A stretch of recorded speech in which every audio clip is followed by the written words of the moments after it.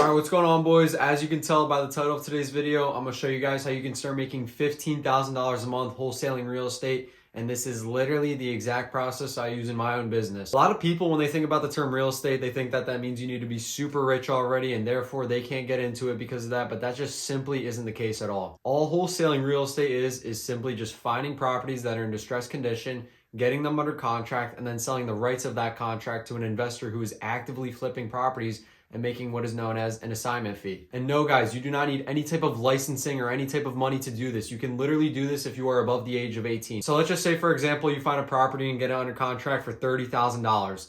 Then you go out, find an investor, and they want to buy it for $45,000. You make that in-between difference of $15,000. Now, let's just say that you're doing one deal a month. That is already putting you above that $10,000 a month mark because the average deal size is about 10 to 15K. You don't need to be doing 10 to 20 to 30 deals a month. All you need is just a few good ones and you will automatically be put above $10,000 a month. Now let's talk about marketing and how you actually go about lead generation and finding these properties that are in distressed condition with homeowners who are actively looking to sell them. So there's a few different ways you can go about this. A lot of people like to do cold calling, text blasting, ads if you have the money for it. But what I would recommend for a beginner personally is SMS. It is the most cost effective and you can do a lot of volume and generate a ton of leads. All right, so now you need to figure out how much your budget is per month and how much you can invest into marketing per month. So if you have under $1,000, definitely go with SMS blasting. It is cheap, cost effective, and you can do a shit ton of volume. If you have $2,000 to $3,000 a month to invest into marketing, I would recommend VAs or cold callers. And if you have $5,000 plus to invest per month, I would definitely recommend running ads. Guys, a large part of wholesaling is simply just being able to run marketing correctly. If you can run marketing correctly, your lead flow will be insane. Now, if you're just starting out as a wholesaler, don't invest into marketing just yet. Wait until your phone skills are somewhat good. That way you're not wasting all of your money on marketing because you don't know how to talk to these sellers. Personally, I would recommend going to Zillow, clicking on the for sale by owner filter and calling those for sale by owners until your phone skills are good enough to the point where you can invest into marketing. All right, so now what do you do when you actually have leads coming in and you need to start talking to these sellers? This is exactly where the acquisitions process comes into place. So there's four main things you need to establish on the acquisitions call with the seller: motivation, timeline, asking price, and condition of the property. It doesn't need to be in that exact order. It can be mixed match, however the call goes. Just go accordingly with the call. It doesn't matter. But those are the four main important parts that you need to establish. Learn how to talk to these sellers and build rapport like a normal human being. They do not want to talk to some salesy ass person just trying to make a quick dime off them. They're instantly just going to shy away and just hang up on you and just never call you back or text you. You need to learn how to dig deep into motivation. If a person is motivated in selling their property, they're much more willing to sell it at a discount for you. This doesn't mean is take advantage of their situation and be a complete dickhead to them. No, it means that you are actually going to help them out of their situation that they're in and get them cash for their property quickly. You also need to find out what their timeline is and how soon they want to sell. If they want to sell within 30 days or less, that is perfect for us wholesalers. That's exactly how quick we like to move.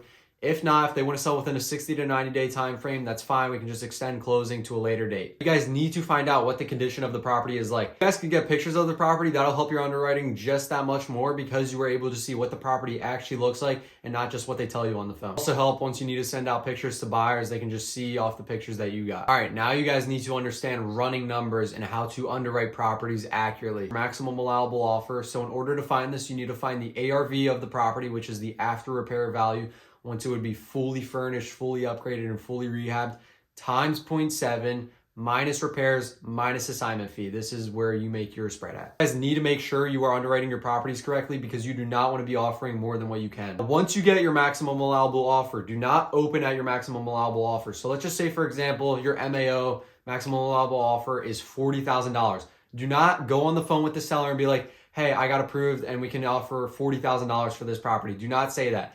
You want to open at least $10,000 to $15,000 lower than what your MAO is. Now, the reason you do this is because you leave yourself room for negotiation. If you open at $40,000 and they're like, okay, meet me at 45, there's no room for you to negotiate because it's taking out of your assignment fee.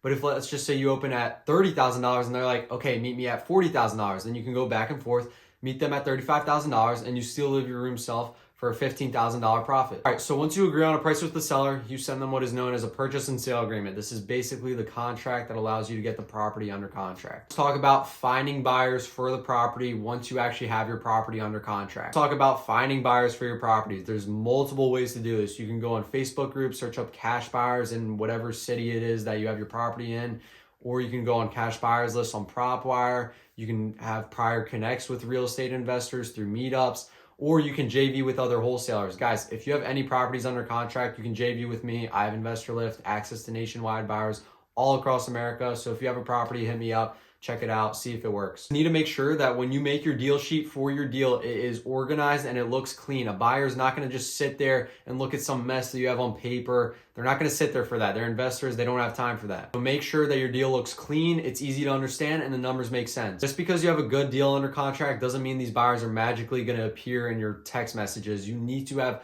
good sales skills in order to tell them what the deal is and run the numbers for them to show them where you see the profit at. So once you do have a buyer for your property, you need to vet them and make sure that they are legit and not just trying to daisy chain you. So in order to do this, ask them to send proof of funds, proof of lending, prior flips, anything like that that can just make them sound legit. And guys, just use common sense. If they just sound shady or sound like they're just trying to daisy chain you or backdoor you, do not trust them, block them immediately. But if they sound legit, they sound like what they know what they're talking about, then you can assign the contract to them. This is basically assigning the rights of your prior contract to them and fully.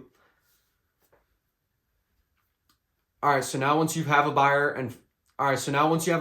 you are going to send them what is known as an assignment contract. This is basically just assigning the rights from your prior contract to them and letting them be known as the end buyer of the deal. Once they finally have signed the assignment contract, then you can submit all paperwork to a title company. Doesn't matter, just make sure they work with wholesalers. Once the title company runs a title search for the property that you have under contract and everything comes back clear and everything checks out, you can then set a closing date. Once you set a closing date and it comes to closing day and everybody signs off on all the paperwork that is needed, you have finally made your first assignment fee as a wholesaler. Okay guys, that is literally the exact step-by-step process you can take to get to $15,000 a month wholesaling real estate. It is really that easy. And if you guys want any more videos of me going into depth on anything more I talked about in here, then just let me know in the comments down below.